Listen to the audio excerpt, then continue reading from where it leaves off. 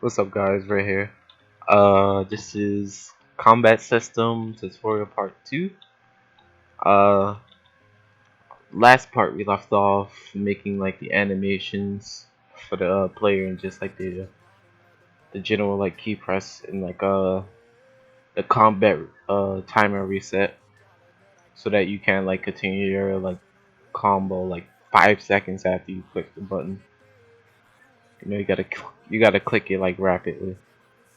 In this one we're gonna do damage and enemy animations. So how we're gonna do the damage is we're gonna make a folder in combat system server script. Gonna name this meshes. And then what we're gonna do is go to workspace, make a part. I'm gonna shrink this part to 1.1, 1.1, 1.1, right? And then we're gonna make this to like a red color. You don't have to, but I just like to do that.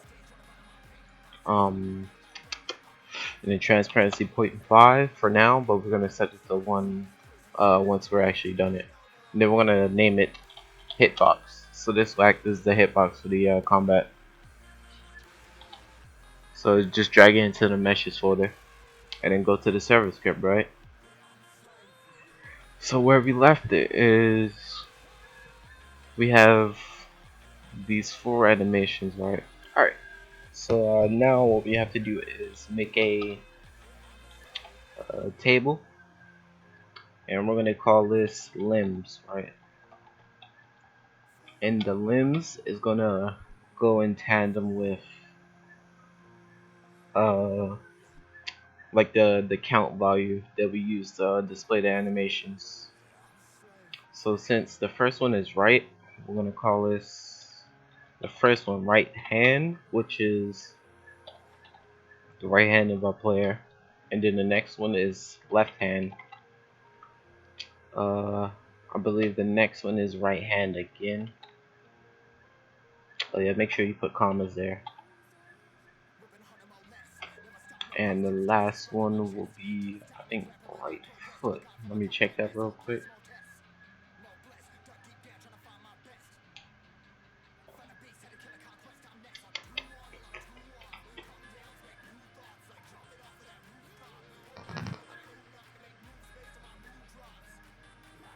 Yeah, right foot. Okay.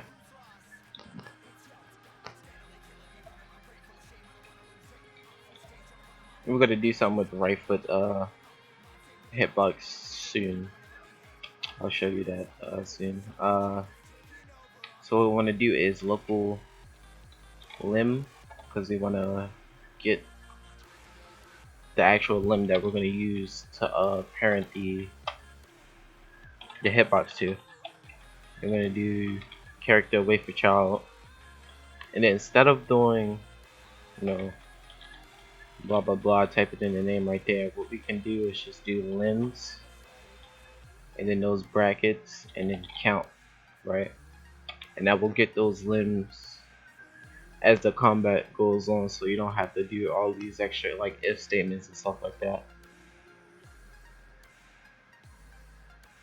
And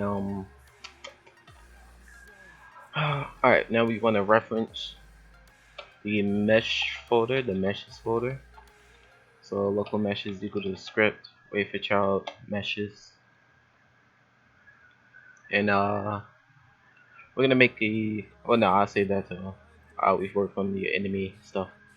So then we're gonna right click on the server script, insert object, and we're gonna insert, should we insert the module? Should we use the insert module script?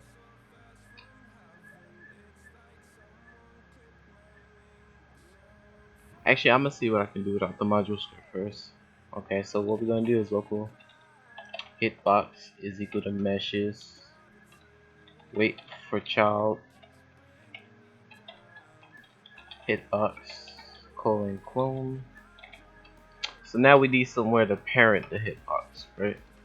So what we want to do is local folder. I just like to use folders, and since that new folder, and then we're gonna parent it to the character, and we're gonna name the folder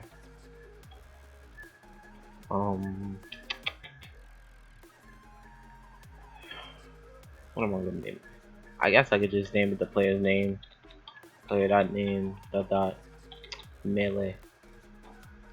Alright, so now we have the folder, right? Oh, let me make sure it's the right player, not an uppercase P. And then now we're gonna do hitbox dot cframe is equal to lim dot cframe. So again, since I made it this way so it relies on count, that means you don't have to put all those extra if statements and stuff, saving space in the code. Now what you want to do is hitbox dot parent is equal to the folder, right? And then what we want to do is we need the hitbox to stay on the limb, right? So we need to use a weld. So local weld is equal to instance dot new manual weld dot part 0. So part 0 is the thing that we're trying to weld, so the hitbox, and then weld dot part 1 is equal to what we're gonna weld it to. So we're welding the hitbox to the limb. So we're welding part 0 to part 1. And then we're gonna do weld.co. I'm guessing this is like the C frame of it. But what we want to do is weld is equal to weld.part 0, which is also hitbox dot C frame colon to object space, which this is a sort of like function of the C frame where you can set the C frame to an object C frame. So we're gonna set that to weld.part 1, which is the thing we're welding it to, dot C frame. So now we have weld.part 0 dot C frame, or the hitbox C frame, to object space, and it's setting the C frame to limb C frame. Then we're just gonna do a little weld.parent is equal to weld.part 0. So whenever you do a weld, you want to always parent it to the part 0. So now that we have that, we're gonna do the actual damage. What you want to do is start off by doing hitbox.touched. I think it's not touched. Give me 1 second. Actually, I don't have to look at that. I can just review object browser part. I think it's just dot touched. Yeah, dot touched. Alright. Colon connect function. And then the parameter inside of it is going to be hit, which is the object that we hit, essentially. Now before we continue that, we're going to scroll all the way up, and under line 2 we're going to drop a few lines, and then we're going to reference the debris function, or the debris service. So we're going to do local debris is equal to game colon get service debris, and this will allow us to remove the hitbox even if, you know, it doesn't like hit a target or something. It will still get removed, so it doesn't like overlap with anything else. And then we're gonna, since the cooldown right here is 0.25 seconds, what we're gonna do is go right under hitbox debris colon add item hitbox and then 0.25. Alright, so now that we have that, go back to this function, and what we want to do is if hit, not hitbox, but hit is a base part. So base part is regular parts and also mesh parts. So those are both categorized as base parts. You can also just do them like separately, but you'll need like more like if statements. So you can be like if blah blah blah, or it is a not memory storage mesh part. You know what I'm saying? But like that's just like a lot of code versus having to just do base part, right? And then what we want to do is do another if statement, and this if statement will prevent us from hitting ourselves when we use the combat. So if not, because we don't want it to detect, like we don't want it to words, we don't want it to detect like collision within our character, so that's why we're putting not down. And then we're going to do hit is a descend, no, not is a, but is descendant of parentheses character, right? So if it's not a descendant of our character, or if like the thing that we hit is not a part of our character, then it will continue to run. Um, what else? I think this is it. So now what we want to do is locate the humanoid. And since we already have humanoid up here, right? We want to locate the enemy's humanoid. So I like to do ehum, or you could do like enemy humanoid. Yeah, let's just do that since it's like more clear. So local enemy humanoid is equal to hit dot parent, right? Colon find first child. So like let's say we punch like the upper torso of the player, right? The upper torso is hit. The parent of the torso is their character. And then what we want to do is find the humanoid within that character. And then we're just gonna do humanoid right there, right? And now we want to see if we actually find it. So if humanoid, then so if we actually find the humanoid of the enemy, then we can actually do damage and stuff. So hitbox dot destroy, because we don't want the hitbox to be there anymore. And then we want to do e humanoid or enemy humanoid colon take damage, right? And at the top right here, we're gonna do right here above here. We're gonna just do local damage is equal to 10. Let's just do 10.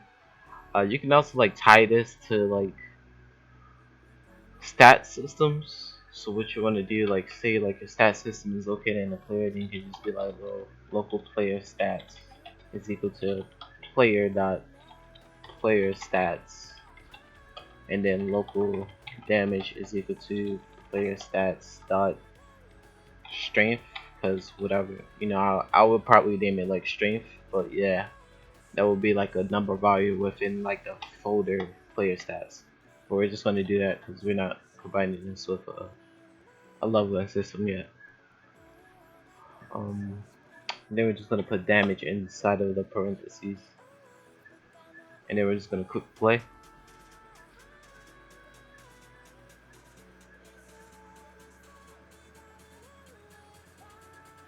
Alright, so now since we've done that, we punch.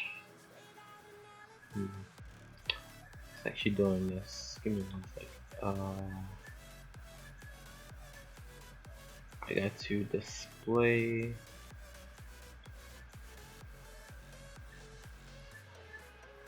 I want to display the health.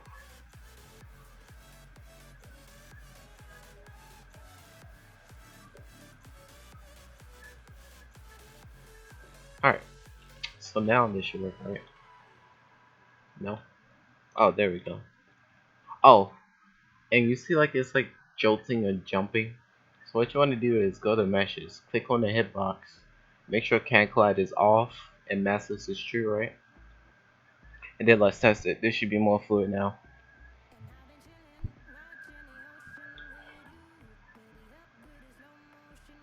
So what I want to do is punch, punch, punch, punch, punch, punch. Alright, so the problem I have is it seems the hitbox disappears right before it makes contact. So I'm gonna enable, or not enable, but increase the debris time. And we're just gonna do 0.5. 0.5 should be fine.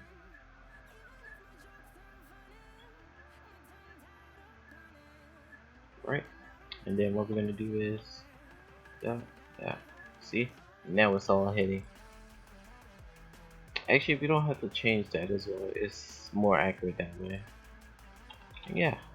Let's give him like more health real quick. Let me give him more health.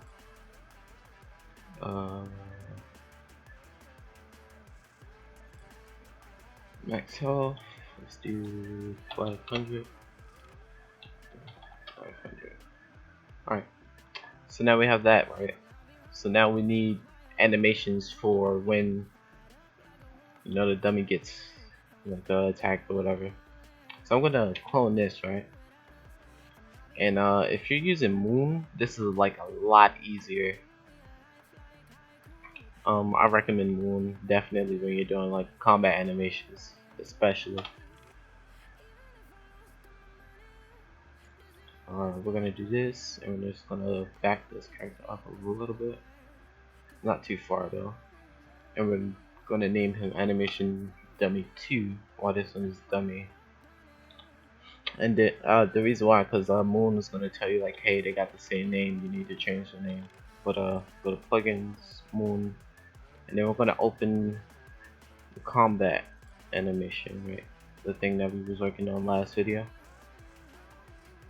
And we're gonna make the player react to said combats. So it's the uppercut, but we're gonna start with like the basic punch. So let me import the animation to the animation dummy. Combat series. Let's do right punch first. Bam. Okay. So it's punching him. Alright, so what we have to do is add the second animation. Excuse me. Add the second animation dummy to the timeline, right? And then what we want to do is go to item, add item, and then click on the dummy and click OK. And that way you can animate both of them at the same time, right?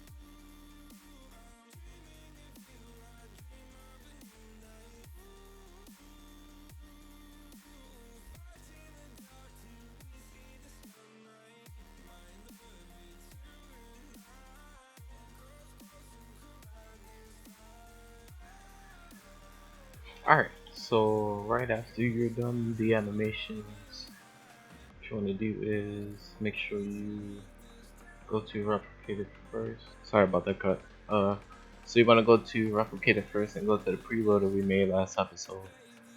And now you want to duplicate the tracks, right? Well, actually you want to copy them. And then, actually no, we're going to duplicate them. We're going to call them enemy gut, enemy kick, enemy left. Okay. Enemy left, enemy right. And then we're gonna put the IDs in. So you just go to Roblox Studio, not Roblox Studio, but Roblox.com, animations,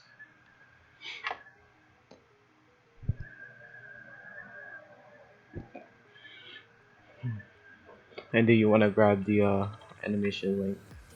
And just put them in like that. Now we're gonna do the same for the others.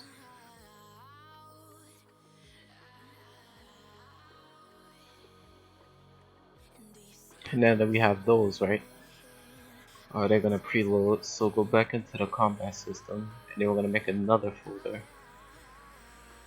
I'm gonna call this enemy anims, and then we're gonna go back up to the preloader and copy all the enemy tracks and paste them inside of that new folder we just created. So now we have that. Then we want to go into the server script, scroll up, drop along under animations, go to local enemy anims is equal to script, wait for child, enemy anims, right? And then what we want to do is make another table, local e anims is equal to those squiggle brackets. Then we're going to do enemy anims wait for child. So just like what we did right here. And actually I'm gonna call these the same exact names since they're in like a different folder.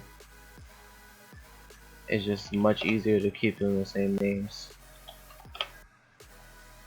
Yeah, honestly I can copy this, right? Paste it here, change this to enemy anims, and just copy this 3 more times. And then just do left. Gut and kick. So now we have those 4 animations on the top of that.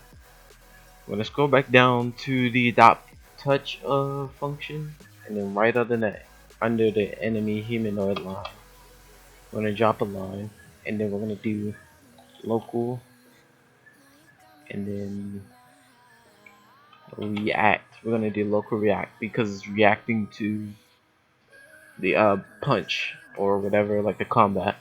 Then we're gonna do local enemy humanoid. Oh, is equal to load animation, and then we're gonna do enemy anims like that, and then count, right? Remember that count, it saves us a lot of space and a lot of lines of code, and then react. So now what we want to do is test it, see if this works.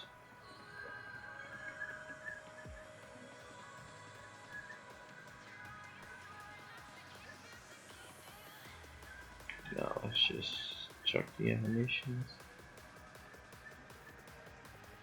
What is that valve number folder? Oh, E atoms. That's what I meant to do. So instead of enemy atoms, make it E atoms, and then click play.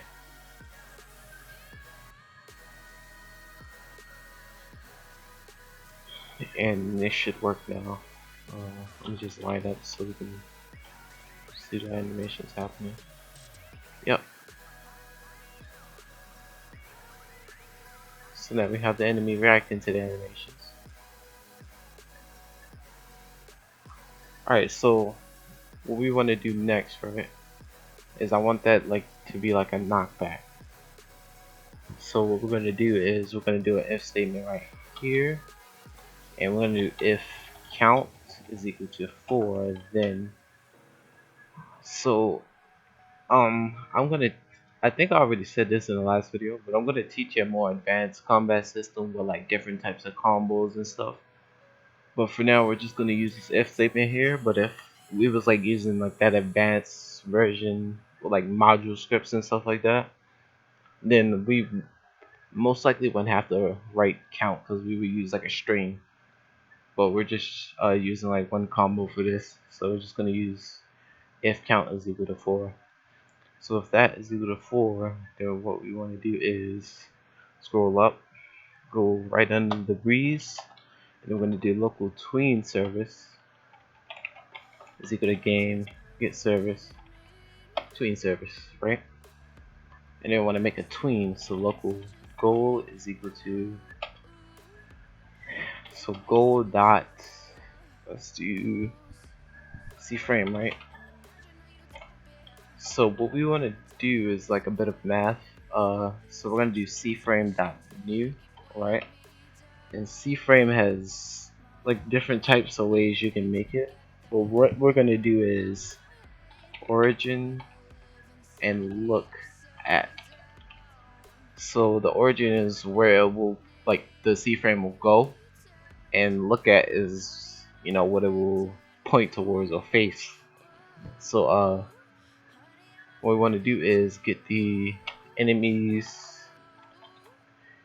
humanoid root part, just like this. And I think we gotta get ours as well. So we're gonna do RP is equal to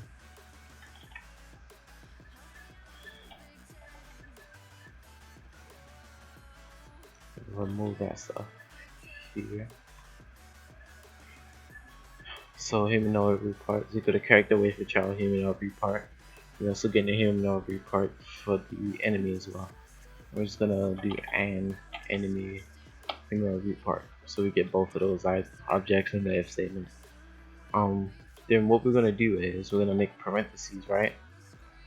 And then we're gonna do dot, oh, not right there, and then dot p after it, and then so inside the second pair of parentheses right here, what we want to do is we want the position, so where they're gonna be like the end goal. So I want them to be like 15 blocks away. So sticky. We're gonna do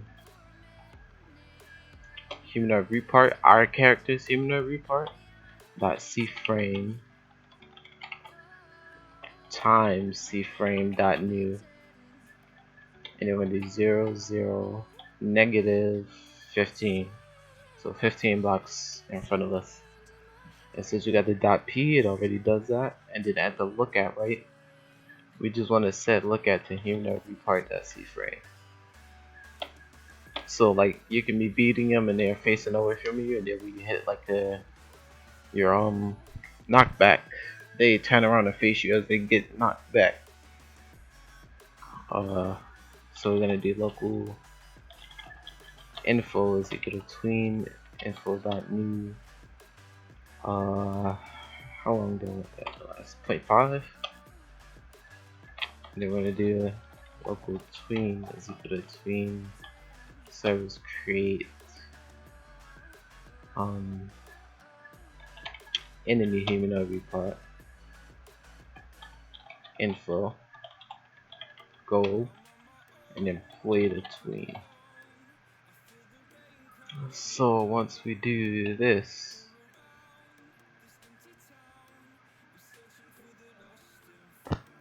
we should knock back the dummy. It may not be smooth though. We'll see though. Vector 3 expected guess. Oh, I forgot the second P. Alright, so right here, humanoid.c frame dot P. And then we're gonna test this real quick.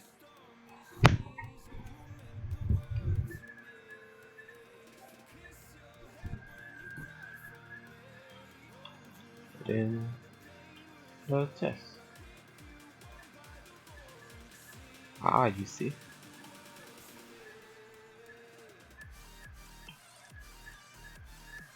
And the reason why it like you see like it flies up, like flies up and drops, is because my player is like taller than the actual dummy itself.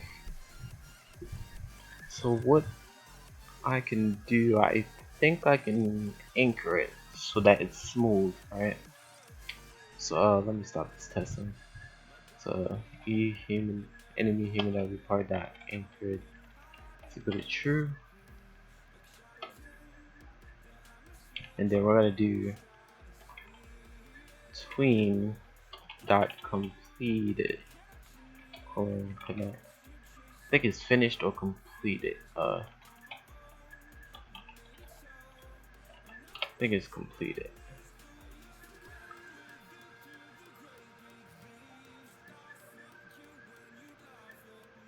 What is it? Tween dot completed. Yeah. Colon connect function,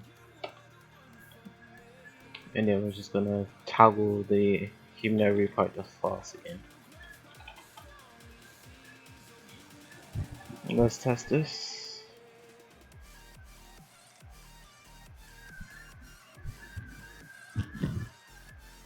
And then we test it.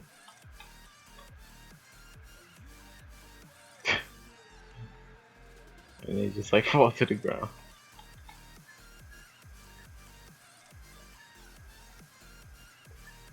But yeah, maybe we don't have to do that. We can just do that. Um, Another way you can do knockback is body velocity. I just don't like using that because like it just like lags. It likes to lag. So let me just add some easing styles to the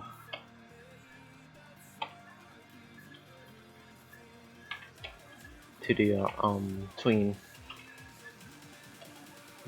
Dot using direction dot out. Let's test this.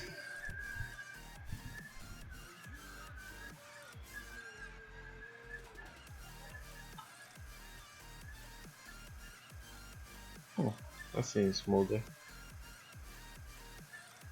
Oh yeah, that's much smoother. It seems a bit smoother.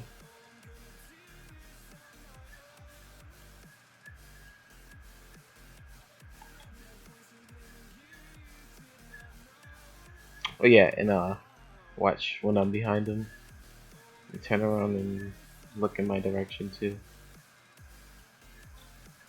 But like, there's probably different ways you can do this rather than just using like tween. But tween is just like my personal favorite. And I think that's it. So if you need to see the script, here you go.